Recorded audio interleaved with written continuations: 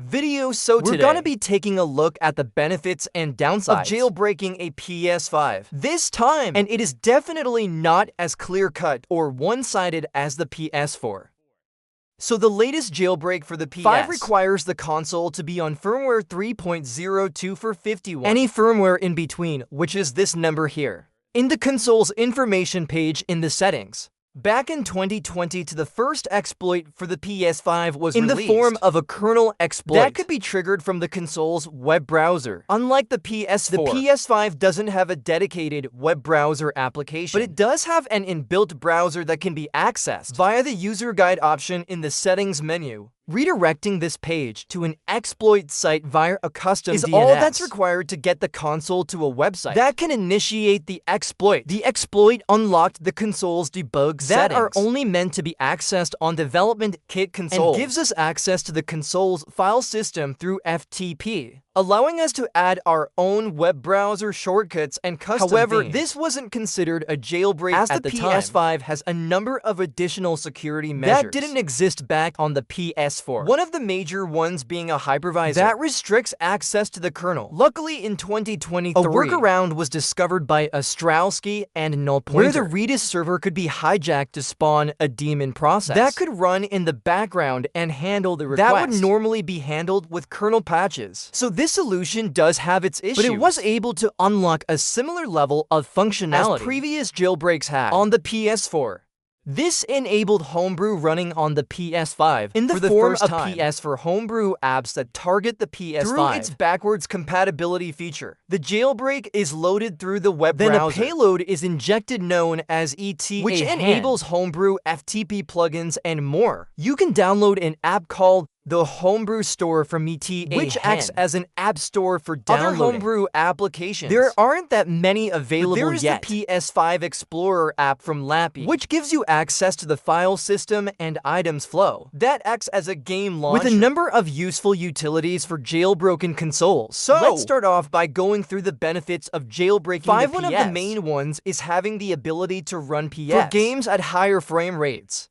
When the Xbox Series consoles were released, Microsoft worked on their own in-house solution to improve the performance of older generation titles on their next-gen platform without requiring any input from the game's original developers. Whereas Sony, on the other hand, left it up to the developers to release their own patches to unlock the frame rates and improve the performance of their PS for games when running them on the PS5. Now, a few developers took up the offer. One of them that I can think of is Ben Studios with Days Gone, where they released a 60 FPS patch when running it on the PS5. But the majority of developers never bothered to release any patches to improve the performance of their PS for titles when running them on the PS5. Now, this has resulted in many PS4 games still being locked to 3.0 even when running FPS on a PS5 with no noticeable difference when compared to running them on a standard PS4. Now, the PS jailbreak has shown us how trivial this would have been as developer. Illusion has released many 60 FPS patches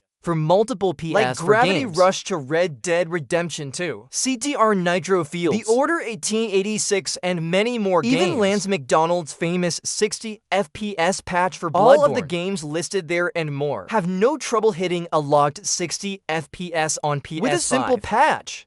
Some PS4 games even have fully unlocked patches, which will allow frame rates to go as high as possible, allowing the PS4 games to hit frame rates in excess of 100 or more. FPS. Another benefit is that you essentially have a jailbroken PS for built into your PS5, thanks to its backwards compatibility feature. Most of the features discussed in this video here about the PS4 will apply to PS4 games running on a jailbroken PS5 through backwards compatibility. This, of course, includes piracy. Normally, the PS5 would not be able to load PS4 games that target higher firmware versions than the one the PS5 needs to be on to run the jailbreak. But the very latest PS for game releases can be loaded on a jailbroken PS5. And this is down to some of the pirates having the decryption keys necessary to decrypt newer PS for games which they then backport to run on older firmwares, which also makes them playable on jailbroken PS5s. The process of installing and running them is much the same for as these games PS. Come in .pkg files known as fake packages, which are decrypted versions of the PS4's installable format, similar to app files on Android.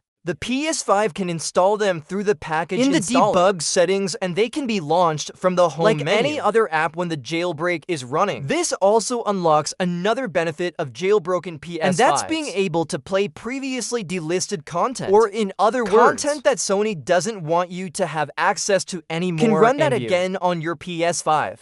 So game demos that have been lost to time can be resurrected. On jailbroken consoles, Sony even went to the extent to blacklist some PS4 apps that they didn't want running on the PS5. When trying to run these apps, even if you have a valid license for them, it would result in an error saying that the app is not available on the PS5. Whereas in truth, all PS4 apps are loadable on the PS5. And with a jailbroken PS5, you can simply find the whitelist text file on the hard drive and add the game title to the list to make it playable, allowing games like PT Elden Ring, Network Test, or the recently leaked build of Black Ops 6 multiplayer, and many other lost but not forgotten titles can be made playable on your jailbroken PS5. PS5 game piracy is also possible, but more tricky to deal with, as we don't have an equivalent of fake packages for native PS5 apps. Instead, we have to try and load them in their extracted with all the game files stored in a folder. We can use item flow to turn these dumped game files into a virtual app that can be mounted on the console and then launched, allowing a limited selection of PS5 game backups to be played. This also allows native PS5 games to be played off external USB storage, whereas retail consoles will only let you load -1 games off the internal storage. Or an M.2 to drive. This doesn't just benefit the pirates, as you can use this to dump your own retail game discs to create your own backups of your retail PS4 and PS5 and run them without the original game disc or license. You can also keep them as a backup to play in a future emulator for the PS4 or PS5.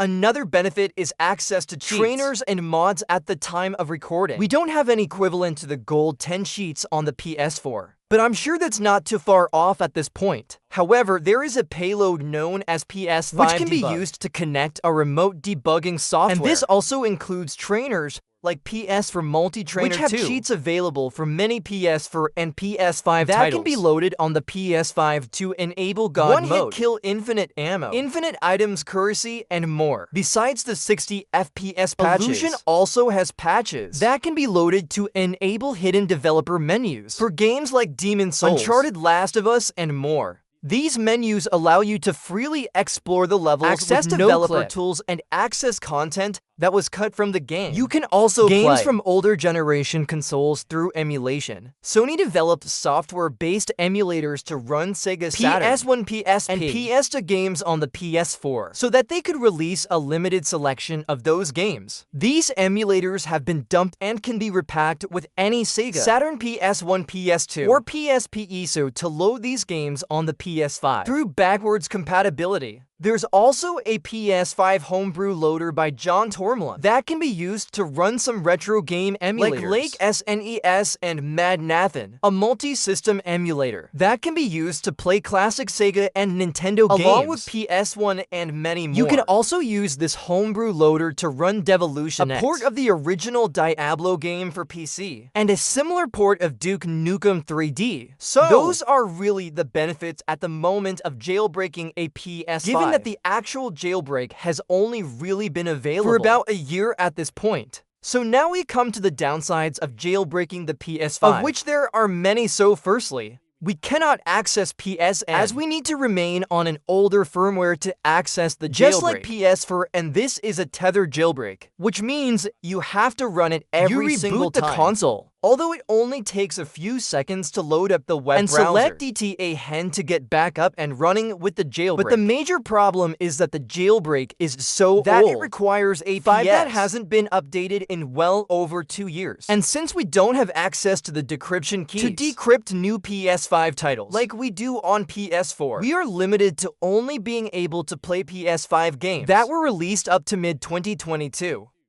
Any PS5 games released after that point require a higher firmware to run, and unfortunately this limitation also applies to retail games. So to make matters even worse, of the PS5 games that can be loaded on this older firmware, not all of them can be loaded as game backups through items flow. PS5 games were not designed to be loaded in their extracted form, and this causes many PS5 games to crash when loaded this way. So the number of PS5 game backups that are actually playable is extremely limited now. PS4 game compatibility is much better, since they can be installed as fake packages. However, they're not without their own issues, so DLC content will not be recognized by the game after it's been installed. To make PS4 DLC work on the PS5, we need to install the DLC as part of the update file, instead of a separate DLC package. Now this process can be time-consuming, and there are some popular games that are already converted, so that they will work with the PS5 automatically when you install them, but with all the DLC included.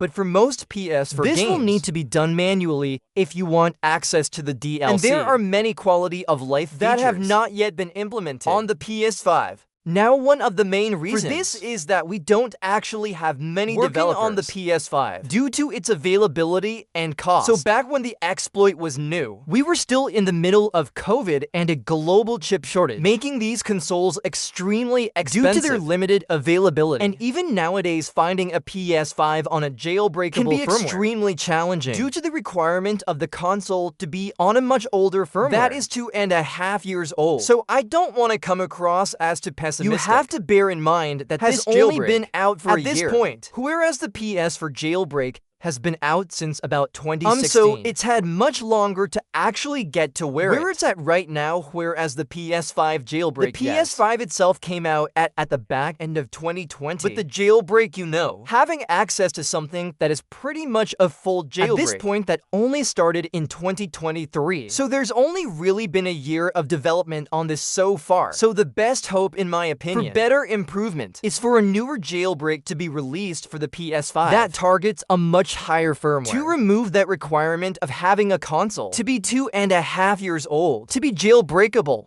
So the PS4 was recently jailbroken up to firmware 11.0, and that same vulnerability also exists in the PS5 up to firmware 8.2 also. There is a good chance that we might get some kind of jailbreak for the PS5 up to 8.20 at some time in the near future. But time will tell if the PS5's extra security will prevent that from happening. So anyway, that's pretty much it for this video. Those are the current benefits and downsides to jailbreaking a PS5 in 2024 as of August.